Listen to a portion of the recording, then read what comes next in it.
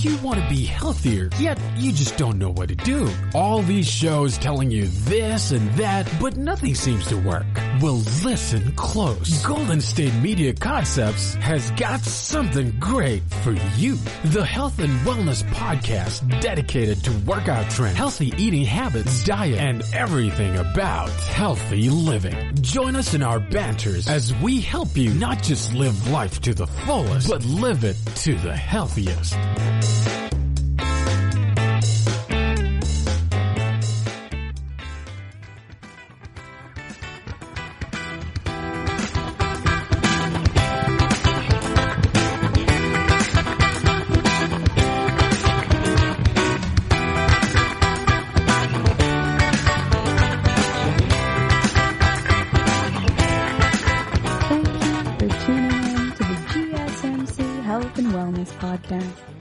Brought to you by the GSMC Podcast Network.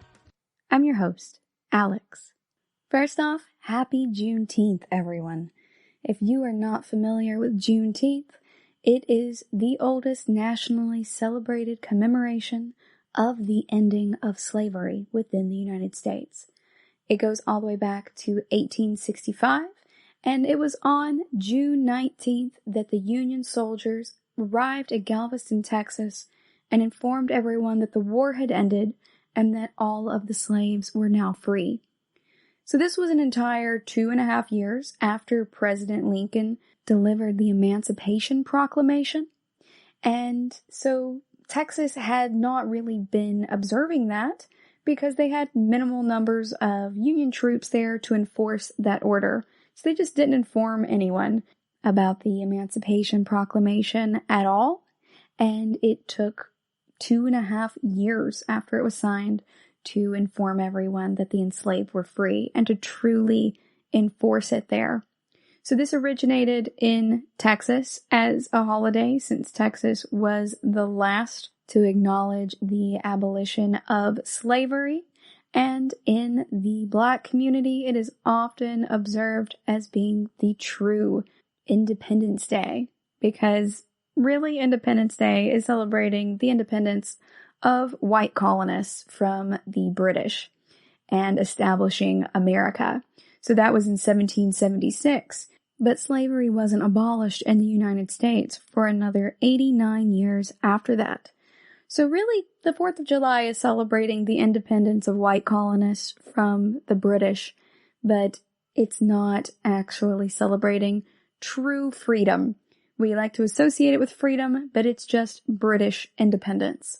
Juneteenth is actually the date that is observed for all people within the United States being free, and that is celebrated annually on June 19th since 1865. You can read more about the history of Juneteenth online at juneteenth.com/history.htm. I encourage you guys to learn about it. We did not learn about this in school within the United States in most school systems, but education is also a choice, and we can choose to be lifetime learners and to care about the history and experiences of the folks around us. So please do check that out and learn more. Today we are going to talk about blood types together. First, we're going to explore what they are and how they work. Then we are going to talk about the importance of blood types in pregnancy. And in our later segments, we are going to talk about the ties between blood type and COVID-19. Also, stick around for our final segment in which we explore perhaps dieting based on your blood type and what Harvard Health has to say about that. So first up, what is blood? What are blood types? I don't know about you, but no one really has ever explained this to me. And it's just another one of those things that you learn as life goes along, either as an adult or perhaps as you go through school. I learned about some of these in my biology classes, as well as my human variation and adaptation classes. So all blood is made up of the same basic components. You have red and white blood cells, platelets, and plasma. And we're not able to really artificially make blood right now. So a lot of doctors and healthcare providers in general have to rely on people to volunteer to donate their own. And it's important to keep the blood supply safe, so every donation is tested for blood type and also checked for the presence of any infectious diseases to make sure we aren't transmitting any infections to other people. Blood transfusions can be really necessary for people undergoing surgery, who have accidents, or if folks who have chronic illnesses like cancer. So what are these components of blood? Well, red blood cells are about 40-45% of your blood volume. They are made from your bone marrow, and you have about 4 to 5 billion of them made in your bone marrow per hour. They live about 120 days in your body. Your white blood cells are also referred to as being leukocytes, and they're only about 1% of your blood, but they're super important. They're useful for good health and protecting you from illnesses and diseases. They're also constantly being made in your bone marrow, just like those red blood cells, but they also act as part of your immune response. The white blood cells will flow through your bloodstream and attack foreign bodies like viruses and bacteria. And we briefly touched on this in our episode on cardiovascular health, as well as our episode on the immune system. These white blood cells can actually even leave your bloodstream to fight off infections within the other tissues in your body. You also have platelets in your blood. So platelets are the smallest of our blood cells, and they look like tiny plates, like the dishes in your house. And that's when they're non-active. Platelets are there to help control your bleeding. So if you are wounded in some way that is affecting the blood, then your blood vessel is going to send out a signal. And those platelets are going to receive that signal and all head over to that area where you're wounded. So if you have like a scratch on your arm where blood has been drawn, then you are going to head on over there.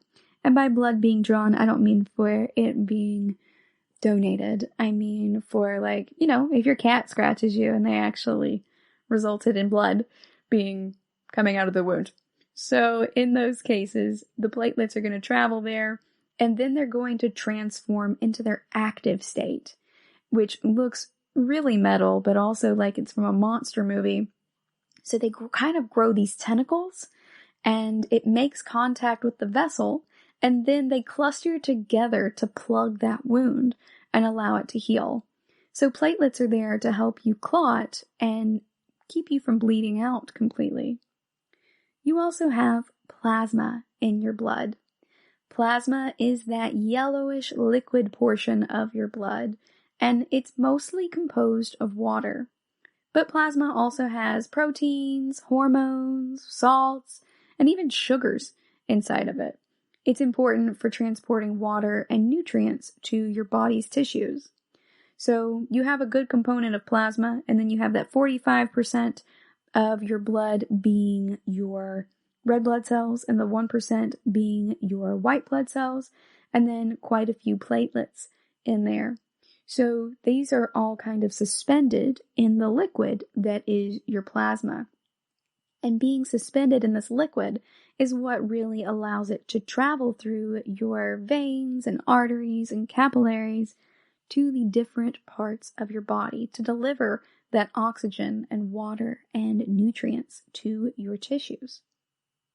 So now that we know what blood is and what it's really made of, we're going to talk about blood types. So, is it really important to know your blood type? Well, yes, it's something we need to know just in case something happens. It's also important to know if you go to donate blood, although they can test it there too to find out what it is, since they're going to have to test it anyway for infections and also to confirm the blood type. So categorizing blood according to what type it is helps to make sure that when people get blood transfusions, that they don't have bad reactions. There are these tiny little markers called antigens that are on the surface of red blood cells. These are little proteins and sugars that our bodies use to tell us what cell type it is, which type of blood cells really belong in our bodies. So there are two main blood groups. The first is the one you're likely most familiar with, and that is the ABO blood group. And that has 4 main types of blood. And those are type A, type B, type AB, and type O.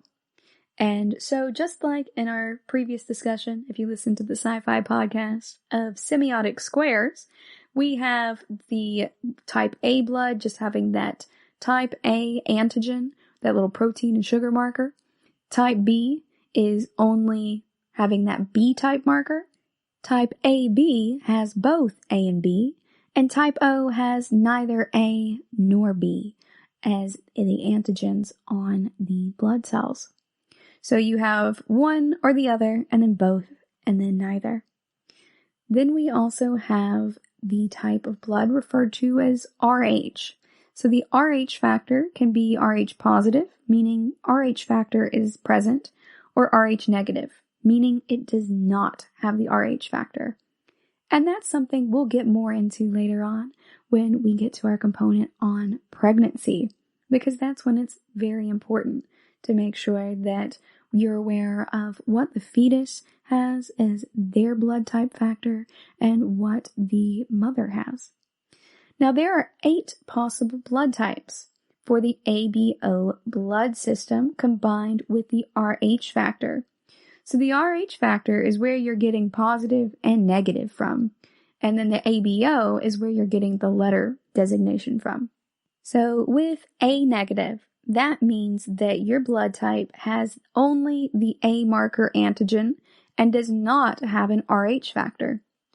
For A positive, your blood type has that A antigen marker and the RH factor, but it does not have a B marker. O positive and A positive are the 2 most common types of blood types. B negative is very similar to A negative in that it has only that B antigen and does not have the RH factor present. B positive means it has that B antigen and the RH factor, but not an A marker. For AB negative, both A and B antigens, but no RH factor. AB positive, all 3 types of markers, so it has A, B, and RH factor. For O, that is neither A nor B antigens and no RH factor. And for O positive, it doesn't have A or B markers, but it does have that RH factor. O positive blood is the other most common type of blood, as we mentioned when we discussed A positive. So having any of those markers or not having any of them, like in the case of O negative, doesn't mean that your blood's healthier or stronger. It's just down to a genetic difference. It's like having a different color of eyes from someone. So mine are blue and my best friend's are brown or hazel. And I have straight hair and she has very curly hair. And that's really how blood types kind of work. It's just a difference. Blood types can be important in really protecting our body against invaders, though, in the way that it identifies it as being of the self or the non-self. So those little antigens, those protein markers on there, help the body recognize, oh, this is from our body, let's not attack it. And they can recognize when something is not from the body and it needs to be attacked to be removed. So in order to safely get a blood transfusion, you want to make sure that the person who's receiving these blood cells, their immune system can recognize the donor cells as being a match, because if a match isn't recognized, then those cells are rejected. Your immune system makes these proteins called antibodies that you're probably already familiar with. And these are protectors against foreign objects, foreign cells entering the body, including bacteria, viruses, and even blood. So depending on which blood type you have, your immune system is going to make antibodies to react against other blood types. So if you get the wrong blood type, then those antibodies go, hey, I recognize that antigen that is on the surface of your red blood cell, and you are not supposed to be in here. And those antibodies go and try to destroy those cells because they view them as being invaders. This immune response is very aggressive, and your blood is pumping through your entire body. So you can end up getting fever, chills, low blood pressure, and even vital body system shutdowns like breathing or kidney failure. So for example, if you have type A blood, your blood contains the A marker and it will create B antibodies. So it has the A antigen that says, hey, I'm an A. And it goes, hey, no B's in here. And so it will make the antibodies to remove them because to your antibodies, this might as well be a virus or a bacteria.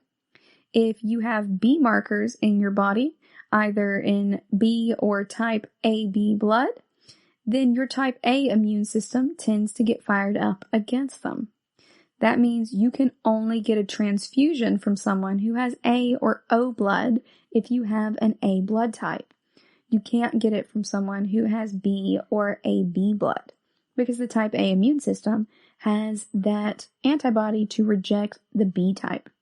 So remember, O has neither A nor B, and so that is why those folks are universal donors.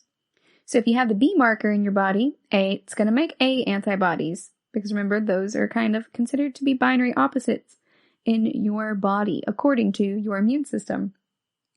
And if you have type B blood, you can get a transfusion from someone with B blood or O blood, but not someone with A or AB, because there's a presence of an A there, even if there's also a B in AB.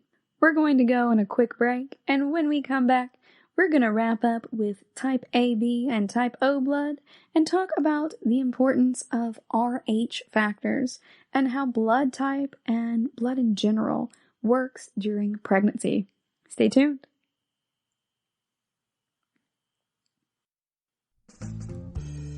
Are you looking to learn more about the latest trends from the fitness world? Are you confused by all of the different trends that are out there? The GSMC Fitness Podcast is the place for you. The GSMC Fitness Podcast is the place to come for people of all skill and interest levels. Join us as we explore the latest trends in the fitness world. Does that new exercise really work? Should I try yoga?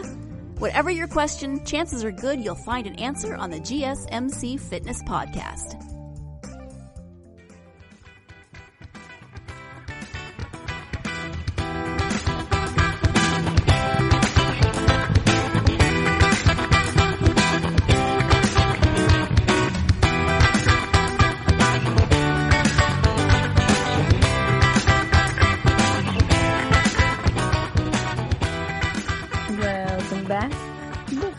The break, we were discussing what blood types are and what blood is in general, how it works, and how your body accepts or rejects different types of blood in the transfusion process.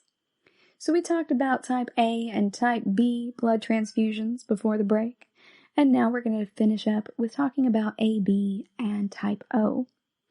So for folks who have AB or type O, if you have AB, then you have both A and B markers on the surface of your cells. So those are those antigens, which again are proteins and sugars that just go, hey, I am AB. And your body doesn't need to fight the presence of either. So you're not going to make antibodies against either A or B. But that means that someone with AB blood can get a transfusion from someone who has A, B, AB, or O blood, because it's not going to reject anything. No antibodies have been made against any of those antigens since it has both A and B antigens, so it's not going to need to reject anything. There are no antibodies against type O blood, so they are universal acceptors of blood. If you have type O blood, your red blood cells do not have A or B antigens, so your body is going to make both A and B antibodies to fight against them, and they're going to feel the need to defend themselves against A, B, and AB blood. So a person who has type O blood can only get a transfusion with type O blood. So they are universal donors, but they cannot receive it universally. And that's really the importance of donating blood. It's to make sure that since we can't artificially create these right now with science, that we have blood available to give to people who might otherwise die without it, especially considering that some folks can only receive certain types of blood. So I encourage everyone to check out what your blood type is and to donate blood if you are able to do so. There are a lot of blood drives that occur all year long, and you can even reach out to someone to initiate one as well if you're interested. Even teenagers can donate blood. So every 2 seconds, someone needs a blood transfusion, and one blood donation can save up to 3 lives. About 15% of blood donors are high school and college students. So contact your community blood center if you're interested, and they will let you know if you're eligible to, based on things like having recently had tattoos or your status for HIV/AIDS.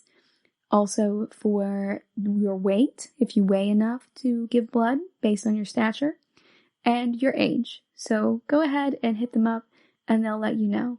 And even if you're not able to donate now, they may be able to tell you that you'll be able to donate in the future. So now that we understand the basics of these blood types, we're going to talk about how this works in pregnancy, including the formation of these blood types and also the blood circulation in fetuses. So first up, the blood types in pregnancy. We already know about O, A, B, and AB, and how the Rh factor being either present or absent means that you are positive or negative there. And that really just tells you the certain specific features that your blood has. The blood type is found on those proteins on your red blood cells, and it's also found in your body fluids. And that Rh factor is a protein that covers the outside of the red blood cells, if it's present. So if the Rh factor is on the cells, you're Rh positive. If there's none, you're Rh negative. And there are 8 different blood types based on this combination of the ABO group and the Rh factor. And these Rh factors are genetically determined. So that means that a baby can have the blood type and Rh factor of either parent or a combination of both of them. And Rh factors generally follow a common pattern of genetic inheritance, with Rh positive genes being dominant over Rh negative genes. So that means if you have an Rh positive gene and an Rh negative gene, you're going to present as your Rh factor being positive, because the positive one is going to override that negative. So if you got one from your dad that's positive and one from your mom that's negative, then you're going to have a positive Rh factor. Even if at the genetic level you have 1 plus and 1 minus, your body is expressing that in your phenotype as being positive. If you have 2 negatives, you're still going to be negative because you will be double recessive for it. And then if you have 2 positives, you will be what they call homozygous positive. So that means that you have 2 of the same genes for that, and it's going to be positive. So if you remember your Punnett squares, we normally show the dominant ones as being the capital letter and the recessive genes as being the lowercase letter. And that's pretty much exactly the way the Rh factor works. Although we're just looking at pluses and minuses this time instead of them just being uppercase and lowercase. So, if a father's genes are both double positive for the Rh factor, and so is the mother, then the baby is going to inherit 1 positive from the father and 1 positive gene from the mother. And so that baby will be homozygous dominant Rh positive, just like their parents. If the father's Rh factor genes are double positive and the mother's are double negative, the baby's going to end up with one positive gene from the father and one negative gene from the mother. And so that baby will have both the plus and the minus, but since the positive Rh factor is going to be dominant genetically, then it's going to present as being Rh positive. Then if the father has genes that are positive and negative and is presenting as Rh positive and the mother is the same, we call this heterozygous. So that means that you have one of each type of gene. And so in that case, the baby can be either homozygous dominant, which means the baby is Rh positive and it has two copies of that positive gene. The baby can be Rh negative because it can get one negative from the father and one negative from the mother, and therefore be homozygous recessive, so it has two copies of that same negative gene. Or it could be Rh positive, but be heterozygous, so having one positive from one parent and one negative from the other. So if you draw that out in those Punnett squares from biology class, you have about a 1-to-1 ratio of receiving those genes. So you have a 25% chance of being Rh positive, 25% chance of being Rh negative, and a 50% chance of being Rh positive with having your genes be heterozygous, but still presenting as positive since the positive is dominant. And that is in the case of just when parents are both heterozygous for it, so 1 plus and 1 minus each. That's really important to consider. So those odds change based on the types of blood types that your parents have, the genes that they have. So if they're both positive, that's going to be 100% chance you're going to be Rh positive. Now, if the father has genes that are homozygous recessive, so they're both Rh negative, and the mother has a positive and a negative, then the baby can be either Rh positive, being heterozygous for it, so inheriting the plus from the mother and the minus from the father, or completely Rh negative, in which case they got the minus from the mother and also a minus from one of the two minuses that the father had. Now, if those father's genes are both negative and the mother's are both negative, that baby has a 100% chance of being Rh negative. So we have these problems with the Rh factor when the mother's Rh factor is negative, but the baby's is positive. And this can be helped if the mother has not already been sensitized to Rh positive blood by giving her something called Rh immunoglobulin, which is also called RhIg. And that will prevent her from being sensitized if that baby is Rh positive, because they're sharing some blood flow there.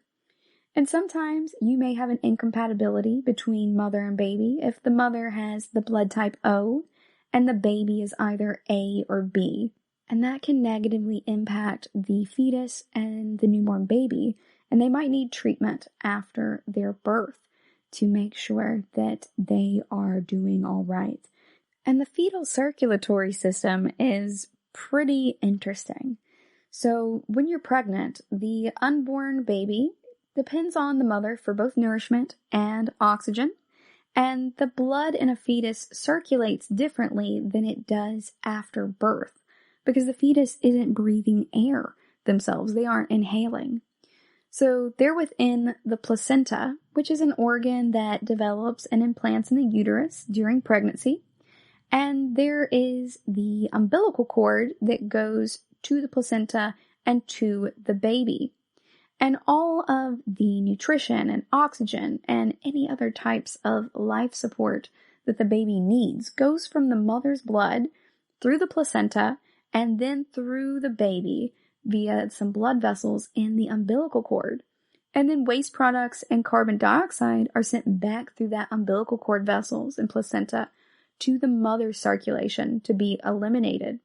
So just like our episode on cardiovascular health, it works very similarly, but with the added step of having to go through this placenta and through the mother to be processed in order for the baby to get those blood and nourishments and oxygen that they really need and to eliminate their waste. And while the baby's in the uterus, they are not able to use their lungs, and their liver is also not fully developed. so processing this blood can be difficult. And so the circulation generally bypasses the lungs and the liver in fetuses by flowing in different pathways and different openings that are referred to as shunts. So oxygen and nutrients from the mother's blood go across the placenta, so across the placental barrier, to the fetus via the umbilical cord, and that really good, strong, enriched blood with the nutrients and the oxygen and everything flows through the umbilical vein towards the baby's liver. And then it's redirected through a shunt that's called the ductus venosus. That allows some of the blood to go to the liver, but most of it goes to a large vessel called the inferior vena cava, and that goes into the right atrium of the heart. And it's really important for the baby because this blood is highly oxygenated, and it helps for the blood from the mother to go into that right side of the heart and then flow into the upper chamber. And then most of the blood flows to the left atrium via a shunt that's called the foramen ovale, which just means oval hole. From the left atrium, that blood then goes into the lower chamber of the heart, the left ventricle. So the atria are at the top, and the ventricles are at the bottom. And then that blood is pumped from the left ventricle into the first part of the large artery that is coming from the heart. And if you watch a lot of Grey's Anatomy or were really into ER when that was on, that's the ascending aorta that they're always talking about. So from your aorta, that oxygen-rich blood is sent to the brain of the fetus and to the heart muscle itself, as well as the lower body. And then when it returns, it takes all the carbon dioxide and waste products back and transports it back to the mother so that the mother's body can go ahead and out-process all of that waste. Now we're going to go on a quick break, and when we come back, we're going to talk about some new observations by scientists regarding the role that blood types may play in COVID-19 sickness. Stay tuned. Tired of searching the vast jungle of podcasts? Now listen close and hear this out. There's a podcast network that covers just about everything that you've been searching. Hey! The Golden State Media Concepts Podcast Network is here. Nothing less than a podcast bliss with endless hours of podcast coverage. From news, sports, music, fashion, cooking, entertainment, fantasy, football, and so much more. So stop lurking around and go straight out to the Golden State Media Concepts Podcast Network. Guaranteed to fill that podcast itch. Whatever it may be. Visit us at www.gsmcpodcast.com. Follow us on Facebook and Twitter, and download us on iTunes, SoundCloud, and Google Play.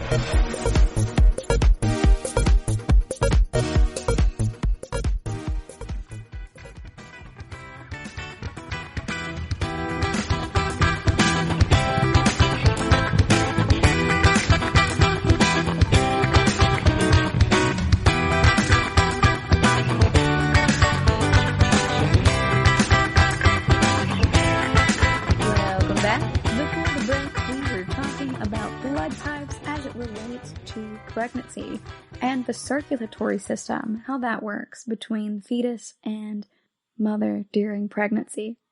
Now we're going to talk about a genetic analysis of COVID-19 patients that has recently been published. So doctors have performed a genetic analysis of COVID-19 patients and found that blood type might influence whether someone develops the disease in a severe manner versus the more easily processed manner. And the scientists who compared those genes of thousands of patients in England, so really good solid sample size, you guys, found that folks who had type A blood were more likely to have severe disease, and folks with type O blood were less likely to have it. Now, that doesn't necessarily mean that if you have type A blood, you're going to get very sick with it, or if you have type O, that you're going to be off scot-free. Just that so far they found that there is an increased risk with type A blood and a lower likelihood with type O blood. So they made a report this Wednesday in the New England Journal of Medicine, and again, it does not prove a blood type connection, but it does support a previous report from China about such a link.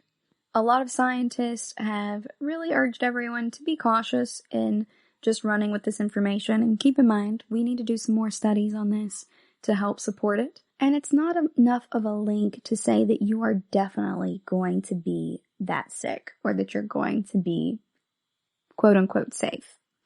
So the study involved scientists from Italy, Spain, Denmark, Germany, and some other European countries, and they compared about 2,000 people who had severe COVID-19 to several thousand other people who were healthy or had only mild or no symptoms at all. Then they were able to see variations in 6 genes in relation to the likelihood of severe disease, and that included some that could play a role in how vulnerable people are to the virus. They tied blood type to this as well. So most genetic studies that are actually performed like this tend to be much larger. So you would want to see if other scientists can look at other groups of patients and see if they find the same links. It would be important to check this out in a much larger data set. So normally thousands is a really solid one, but for genetics, we want to be very, very certain. And so we do much larger ones or additional studies. So they are really seeing, as they're looking for reasons or clues as to why some folks get very ill and others not so ill, they're seeing things like being older or male as being a potential increase of risk for folks, and also at certain genes as possibly being a host factor that helps influence how severe the disease is. So there are those 4 main blood types we discussed earlier, and then having that negative or positive component of the Rh factor makes it 8 in total. But the ABO blood types, there are 4 main ones. And they found that folks who have type O blood are better able to recognize certain proteins as being foreign. So they have a better ability to recognize these antigens and go ahead and reject them, to build antibodies against them and to fight them off. And they think that that may extend past just being antibodies against other blood types, and that it might even extend to proteins that are on the surface of viruses. And the SARS outbreak was a cousin of the coronavirus on the genetic level. And they noted that in that case, people with O-type blood were less likely to get a severe case of the disease. Scientists have also previously been able to tie susceptibility to other infectious diseases, like cholera, UTIs from E. coli, if you're getting repeat ones, and also H. pylori, one of those bugs that can cause ulcers and stomach cancer. So they are saying that it's worth publishing and getting the information out there, but they would like to see more verification in more patients before proceeding with calling it a definitive determinant or a very strong influencer. So there are actually several articles on this, and some doctors are all in and others are not. So a doctor in Southwest Michigan said that he's seen people with O-positive blood get severe cases of the coronavirus, and he thinks that the blood type doesn't have any type of true correlation.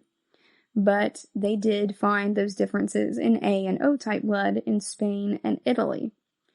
However, the deputy health director for St. Joseph County has explained in other articles that type A had a 45% increased risk of a severe case of coronavirus compared to type A blood that had a 35% decreased risk of severe infection. And he thinks that there can be more antibodies with people with type O blood that can help fight off the infections. But even he is saying that he's not entirely sure that this is the whole story. So he's saying that the bigger factors that he believes are at work here are any underlying health conditions you have, like if you have cancer or heart disease or diabetes, your body is already going to have more trouble fighting off the infections. If you already have an issue in your respiratory tract, like asthma, then that can also be a much bigger issue.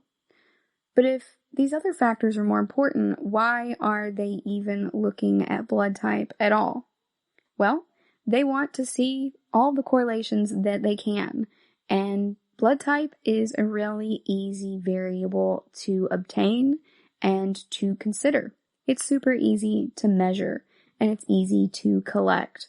So that's really important when you're going through and you're trying to obtain data. You want data that is something you actually have access to, and they don't want to discount it before they have actually examined it. So another infectious disease expert says that O positive is the most common blood type that's associated with severe disease in general, and that in the case of coronavirus, this just may be a coincidence. He also says that underlying conditions are a big risk for severe cases. So Dr. Harrison says that people who are pre-diabetic seem to get it the worst, and about 1 in 3 Americans are said to be pre-diabetic.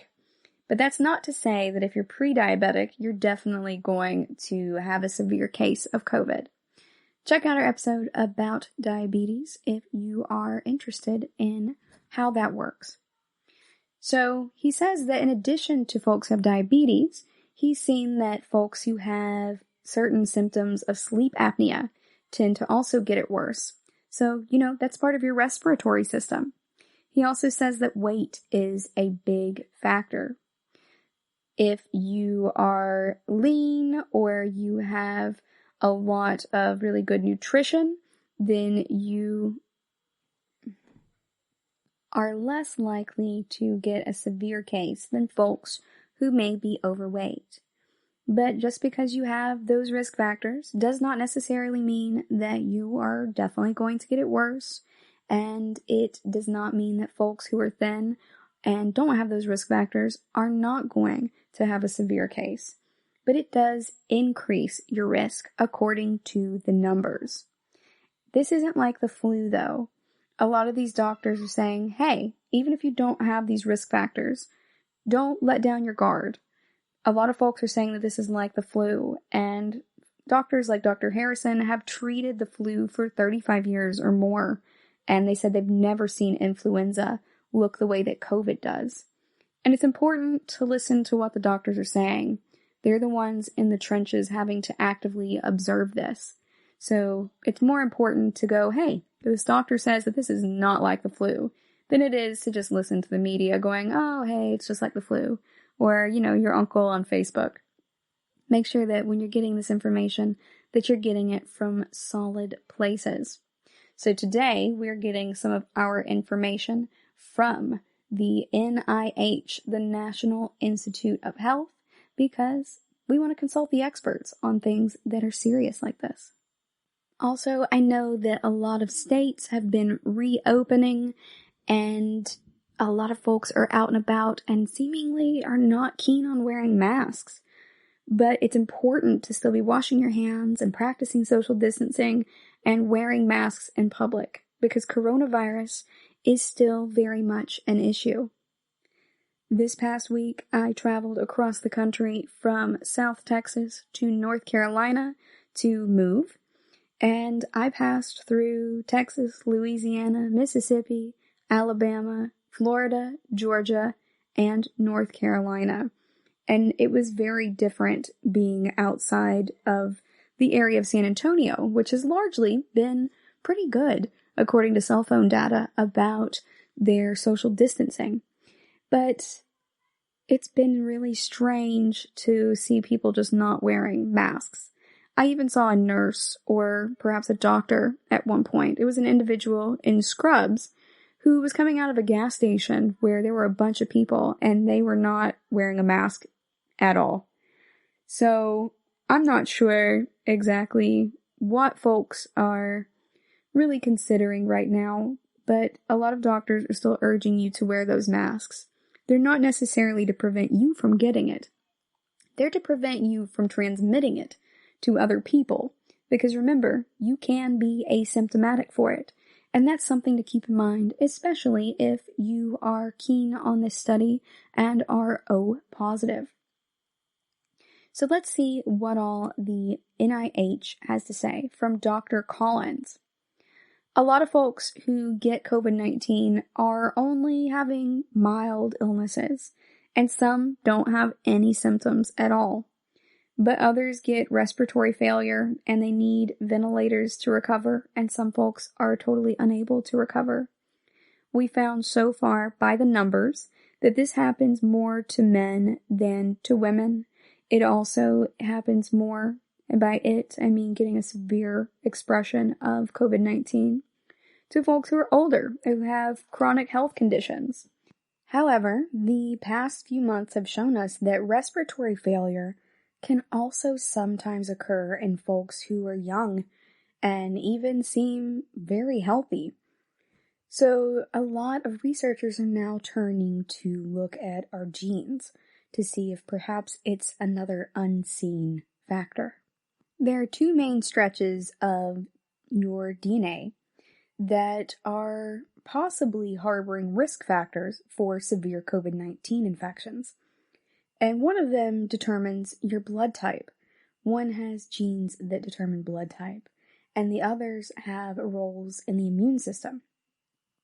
So they find that people who have type A blood have a greater risk of needing oxygen support or a ventilator if they should become infected with the coronavirus, and people with type O blood have a reduced risk of severe COVID-19, and they're defining severe as needing that ventilator support.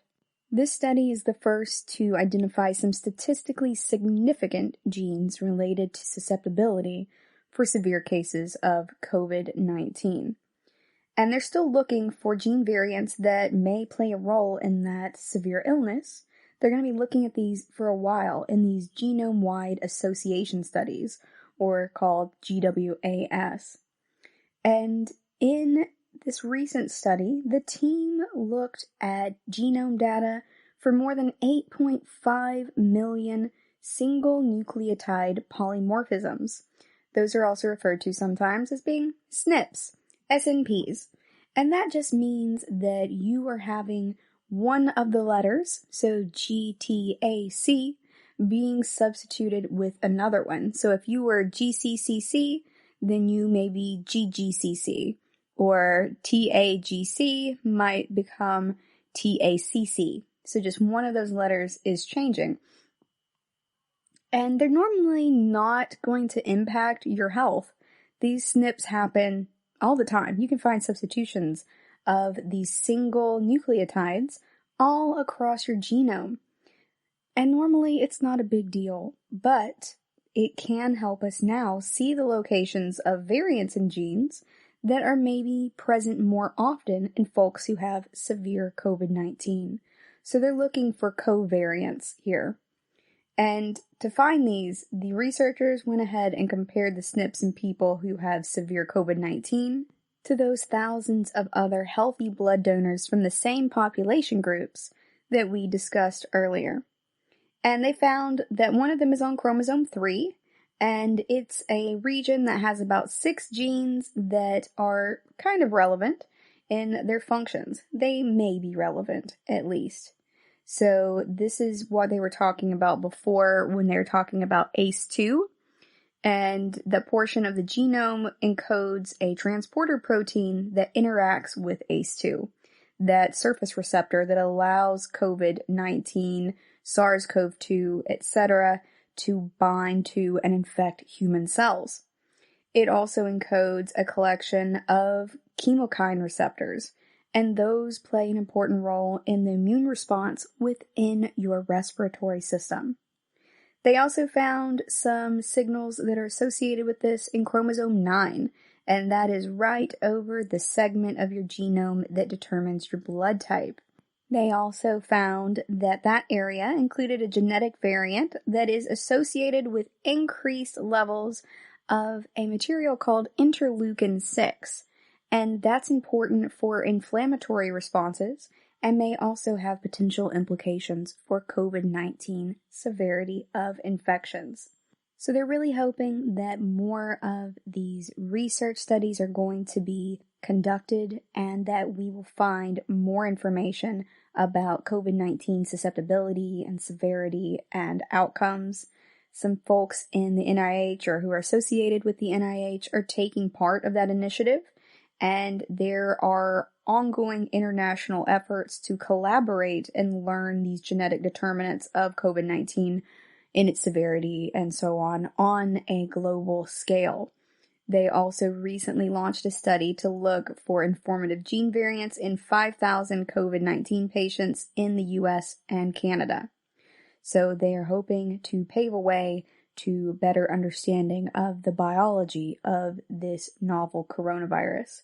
They also think that a genetic test and a person's blood type might be useful tools down the line for perhaps predicting folks who may be at a greater risk of serious illness and who should maybe stay home, even if they had previously felt that they were able-bodied and in great health.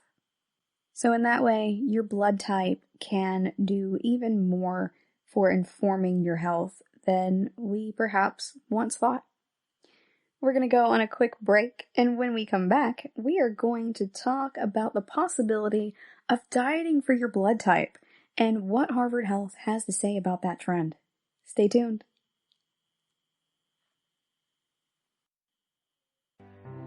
The GSMC Life and Happiness podcast takes you on a journey of exploration. We'll discuss tried and true methods alongside the latest trends of how to best live your life to its fullest and happiest. From psychology to meditation, science to self-help books, the GSMC Life and Happiness podcast will help you to discover what makes you happy and how you can live life being the best you possible. Download the GSMC Life and Happiness podcast on iTunes, Stitcher, SoundCloud, Google Play, or anywhere you find podcasts. Just type GSMC in the search bar.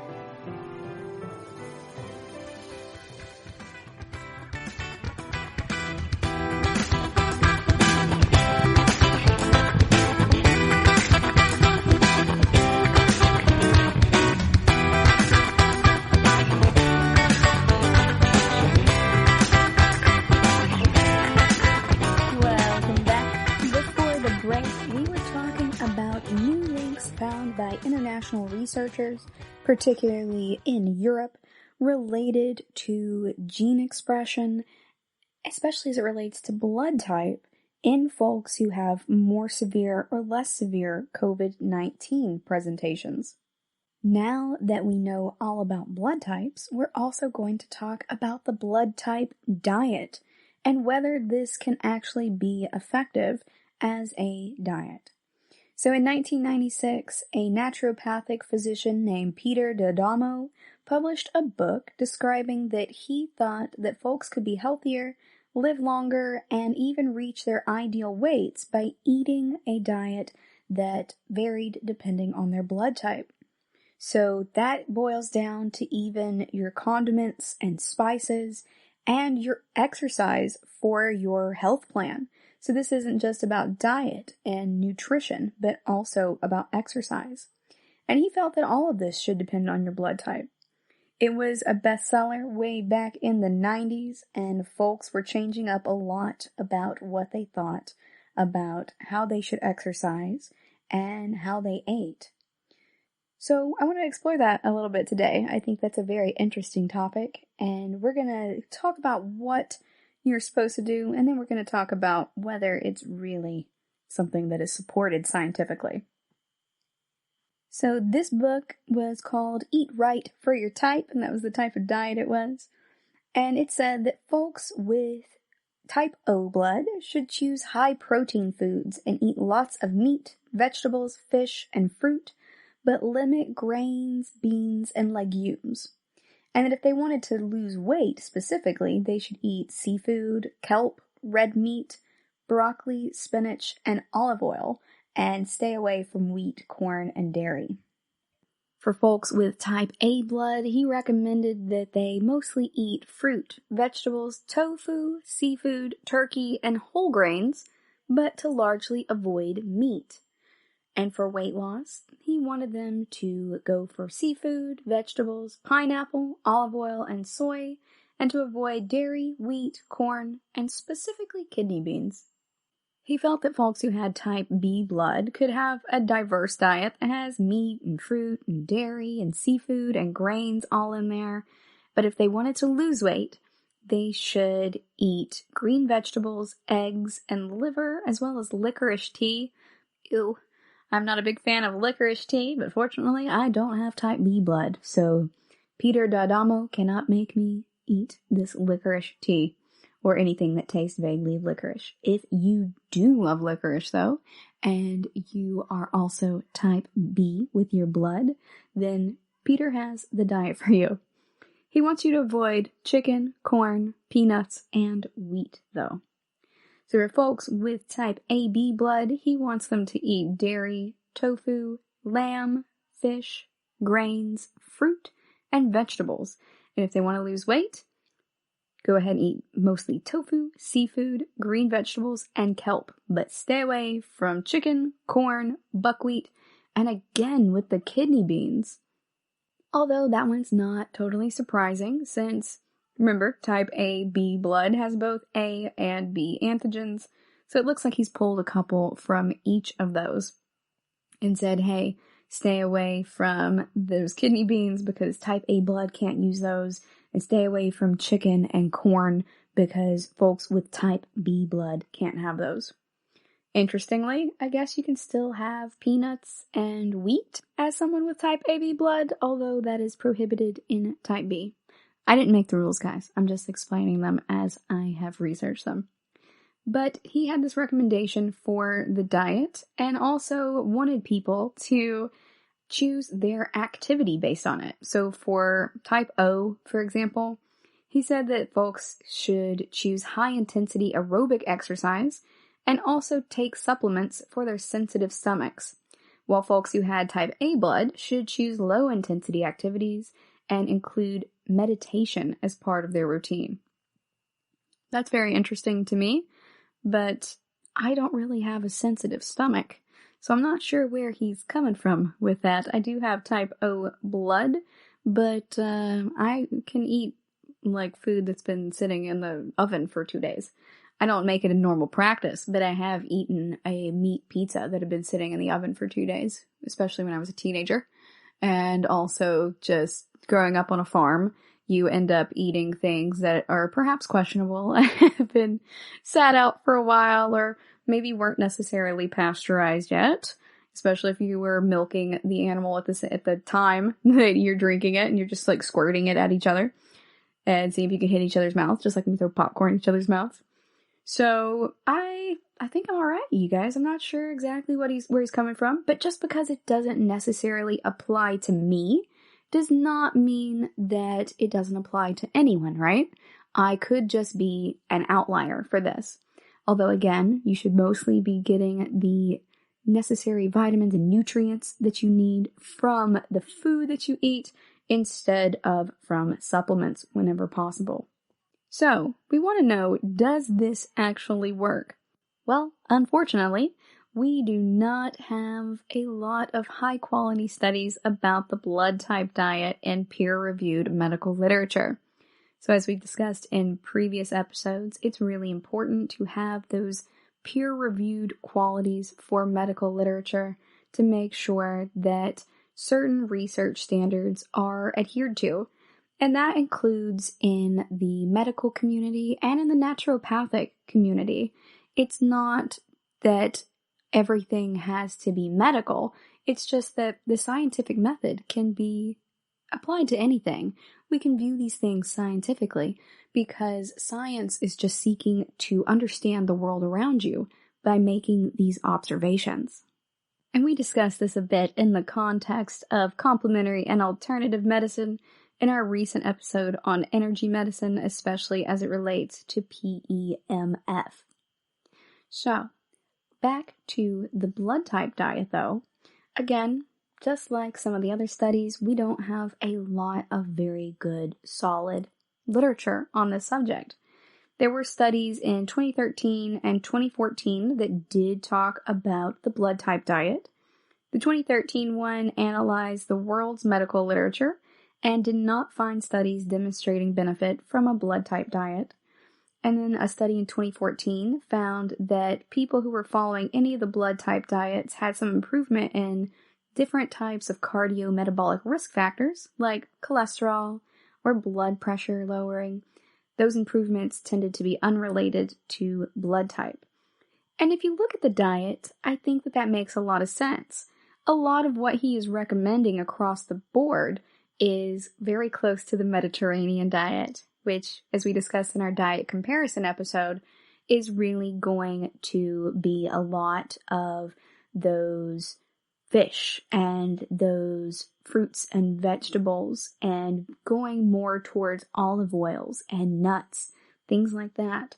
So that's probably a large reason why it's going to be beneficial no matter which one, because it looks almost like he's just had a bunch of cards in his hand, like a deck of cards, that each have a different food from the Mediterranean diet on it, and then just throwing them up in the air and assign them to these different blood types in 4 equal piles, more or less.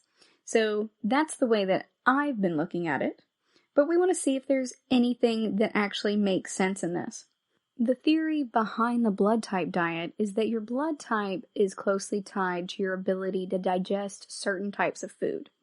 So the concept is that if you eat the foods that are easier to be processed by your body, then your digestion will improve, and that will help maintain your ideal body weight, increase your energy levels, and prevent diseases like cancer and cardiovascular disease, or perhaps even diabetes, since that is also tied to digestion, particularly if you are drinking a lot of fruit juice instead of getting those whole fruits. Because remember, you need more fiber in your diet to help slow down digestion and really absorb that fructose. So they've also sometimes referred to type O blood as being the original ancestral blood type of the earliest humans who were hunter-gatherers. And their diets were high in animal protein back then. Group A has been said to have perhaps evolved when folks began to farm and had more vegetarian diets. And Group B began to rise amongst nomadic tribes who had a lot of dairy products. And since Group AB is supposed to be from the mingling of folks who have A and B blood types, then type AB recommendations were intermediate between those folks who had type A blood and type B blood. But a lot of these bases for this entire understanding of the blood groups have been challenged. So they found some evidence over the years that type A was perhaps the first blood group to evolve in humans and not type O, and that there is no real proven connection scientifically between blood type and digestion. So there's a lack of evidence that the diet works.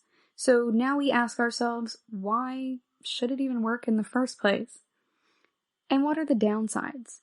Well, it's fair to follow the logic all the way through and see if there are downsides. Eating based on your blood type requires you to know your blood type to begin with, and then to follow a very strict diet. So there may be things that interfere in that, like personal preferences. So if you are a vegetarian, following that type O diet might be really difficult for you because it is largely predicated on eating tons of meat-based proteins. Or if you are like me and you are not a big fan of anything that tastes remotely like licorice, then that type B blood diet would be very problematic for you. So it's important to take a look at that. And you want to think about it like medication compliance. A lot of folks don't stay on their medication because of how it makes them feel. And they may also not want to be on this diet because of how it makes them feel or the specific things that they need to eat on it. A lot of the supplements that are recommended for this diet are also not cheap, nor are the organic foods that are recommended. And if you also have certain health conditions, you also want to make sure that you speak to a nutritionist or a doctor to make these evidence-based recommendations for you rather than just following the ones determined by your blood type, because you could do more harm than good. So really, it's an oversimplification of people as individuals to say, okay, if you have type O blood, you should have this. And if you have AB, you should have that. It doesn't take into account all of the variety in humanity, all of human variation and adaptation, honestly. So if you are type O, but you also have cardiovascular disease, you may not really be wanting to follow that type O diet. There are specific diets that may be more important for the specific issues that you face, rather than just leveraging it all on your type O blood. So a lot of folks still advocate this blood type diet, and they have not seen any real studies performed that have been solid in that manner to really support it. But again, the absence of evidence is not the evidence of absence. That doesn't mean that they're not effective at all. It doesn't mean that they're ineffective. It means that we need to look into it more. There's also no proof that they're harmful necessarily. There is just no evidence either way in any direction. So again, if you're looking for a thesis project and you are in the realm of biology, including things related to blood type or nutrition, then you may want to perhaps do a study on this so that you can really find some answers for the rest of us. But there's a reason that the bookstores have rows of these books on diet. Folks don't know which diet is best for each individual. All we can do is make these far-reaching claims and just suppositions, really. They're not even necessarily claims. We're just supposing perhaps this may be something that can work for us. And we try it out. But we have to try it for long term, because sticking to a single diet can be challenging, but it's important to give your body time to get used to it, just like medications or different face washing routines. So I don't think that this is particularly effective so far, but again, there's not any proof that it's ineffective.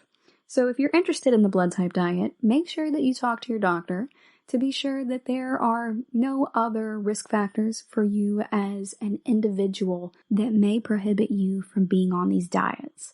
And you also want to make sure that that's anything related to stuff from diseases to medications you may be on.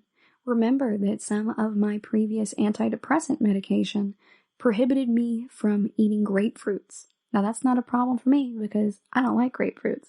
But that could be a problem for other folks. And if your particular blood type diet is wanting you to eat a lot of fruits, you need to know to avoid that if you are on certain types of medication, even if it's a medication for your mental health and not necessarily your physical health.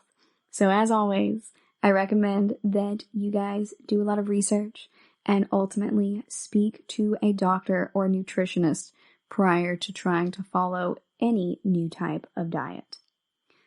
Thank you for listening to the GSMC Health and Wellness Podcast, brought to you by the GSMC Podcast Network.